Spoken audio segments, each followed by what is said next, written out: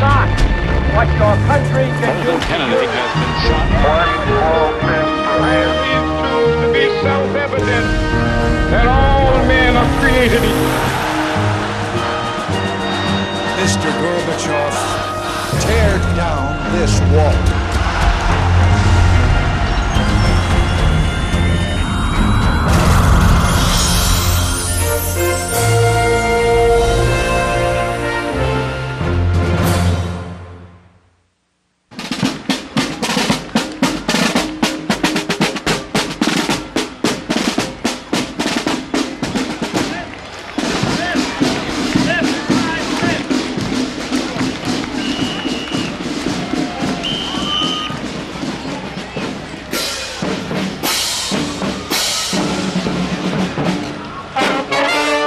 The transforming events of the 20th century touched every city and small town in America.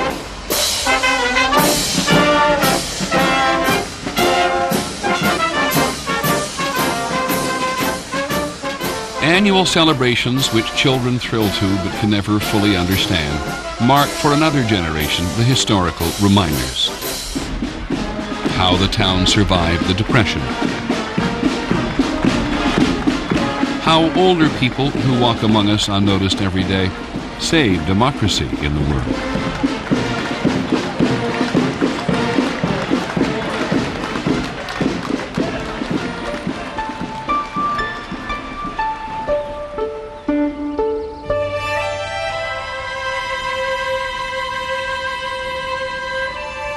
In every town there are buildings which stand like silent witnesses to the enormous changes over these 100 years. A garage which started the century as a stable. When the Model Ts became available, we could scratch together $100 and get a second-hand Model T. Schools, which today teach computer skills to every student, used to teach shop to the boys and typing to the girls.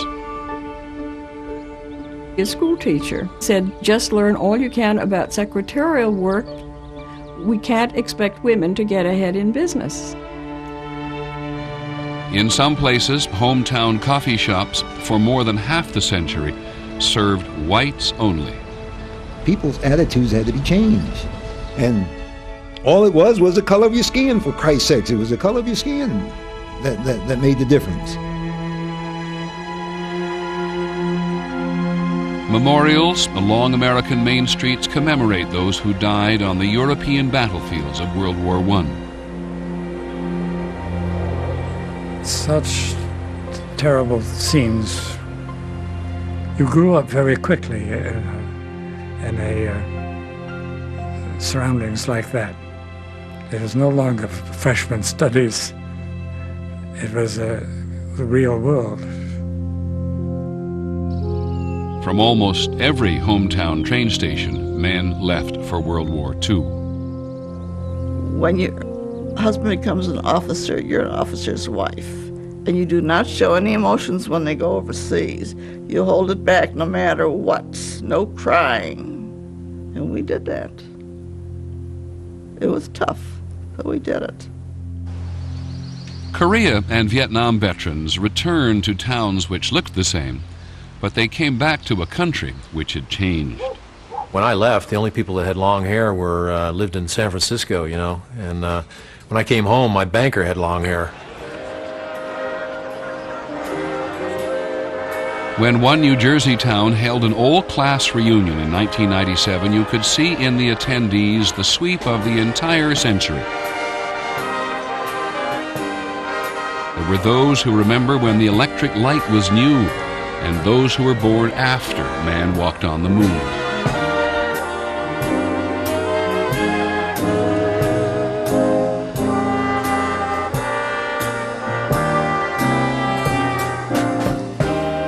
Old and young, they had been together on a journey through the most common and yet mysterious of passageways. Time.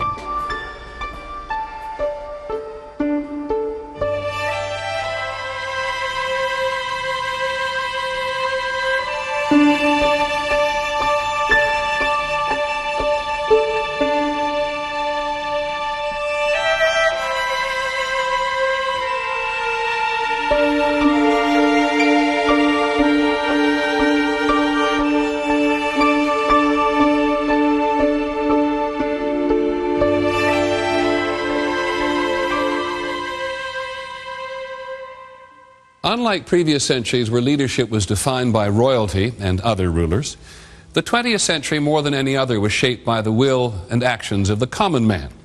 In the episodes of this series, we'll examine some of the defining events in each of 15 different periods. Our aim is to experience what it was like for the common man to be alive then. Politics and technology made this the killing century, but they also provided extended life and hope. In this first episode, we'll see that as the century began, there was no place on earth where hope flourished more than in the United States of America.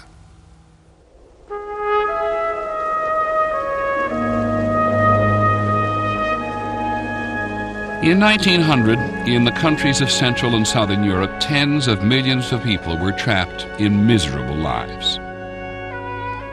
They were starving, and things were real tough, because when my father was a young boy at 12 or 13 years old, he was sent to a family in Cairo, Egypt, to become a vassal.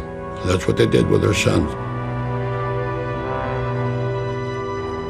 Peasants, they never got paid, they never made a living, they lived in huts.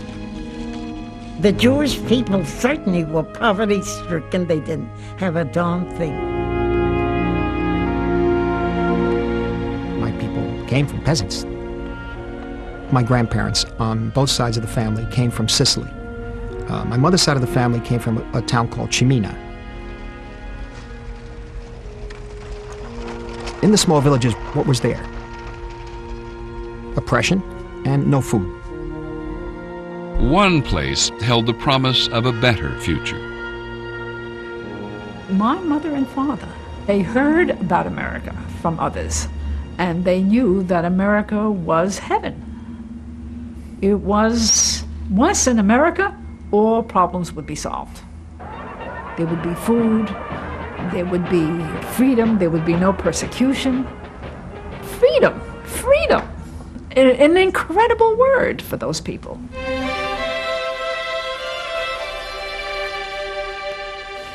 This country is in a state of unexampled prosperity. We are furnishing profitable employment to the millions of working men throughout the United States. By 1900, the United States leads in every major industrial product. I mean, we're producing more steel, we're producing more machine goods, textiles. The United States has 1/3 of all the railroad trackage in the world. For the first time in human history, people can move over land swiftly, easily, reliably. The average American lived longer, was better fed and better paid, and had greater access to education than the average citizen anywhere else on earth. This is the great land of opportunity. No matter how low you may be born, no matter how humble you may be, you can rise to the top. The sky is the limit. On the eve of the new century, the sense of boundless possibilities also ignited an explosion of technological innovations that would have profound impact on 20th century life. Thomas Edison's electric light bulb and phonograph, Alexander Graham Bell's telephone. Tens of thousands of tinkerers across America were trying to invent the future. Among them were 2 bicycle mechanics in Dayton, Ohio. Orville and Wilbur, they as young boys were interested in flying. They would sit on the porch and watch the birds. And the neighbors all around us say, I don't know what they think they're going to do, why they will never make an airplane.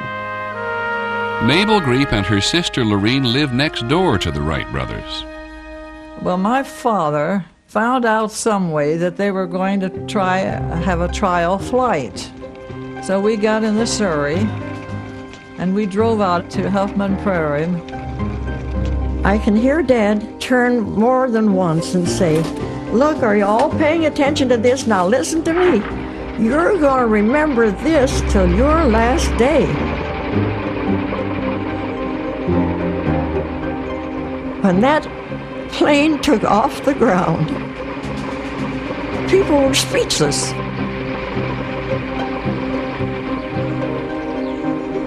It was spectacular. It was unbelievable. One of the oldest dreams in human imagination had come true: sustained flight in a powered aeroplane. The United States was without question the most inventive nation in the world in that period. It is comparable in its creativity to the Renaissance in Italy, for example, to the period of Elizabeth in English history, the Shakespearean period. Americans appreciated the new. They assumed that change was the natural course of history. And on America's roads, the European novelty was about to be reinvented. The first time we saw a car when I was a kid, well, that was for people out of this world. In 1900, there were only 8,000 cars and less than 10 miles of concrete road in the entire country. The car was fast seducing Americans. The automobile gave people a sense of the control of their own destiny. That is, behind the wheel, out on the road, you decided where you were going, what you were doing. You had a machine at your control. But early cars were fantastically expensive. The Artsburger, made in Pittsburgh, and the Pierce Arrow were really toys for the rich people. Until one manufacturer in Detroit saw it differently. Henry Ford. He saw the automobile as a way to relieve one of the burden of working in nature by the sweat of one's brow. He was motivated by the desire to put the automobile into the hands of first farmers and then generally into the hands of ordinary people in the population. He wanted to produce many, many, many automobiles in a short time. Ford had this vision of smooth flow using an assembly line. These components were coming from up here. These components were on an endless lift. These components were coming on a belt, and everything is in motion. And I think the image of a number of streams flowing into a river captures the assembly line concept. Henry Ford's Model T was introduced in 1908 at the price of $825. I think it would have been considered un-American in his eyes to produce an automobile for rich people. That's what foreigners do. Americans generally were committed to the proposition that every man and every woman should enjoy material abundance.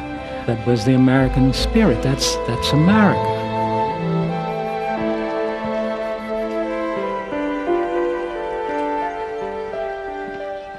It was the promise of material abundance and freedom which drew more than 13 million impoverished Europeans to America between 1900 and 1914. They came from the Austro-Hungarian Empire, from Russia, and from Italy. It was the greatest free migration in all of human history. My mother's mother, Domenica, was afraid to travel on the boat. And the only way they got her on the boat was her brother tricked her. He went on the boat with her and said he was going with her. And at the last minute, she turned away and he left. My mother came by herself through Siberia. She got to the coast and got on a boat.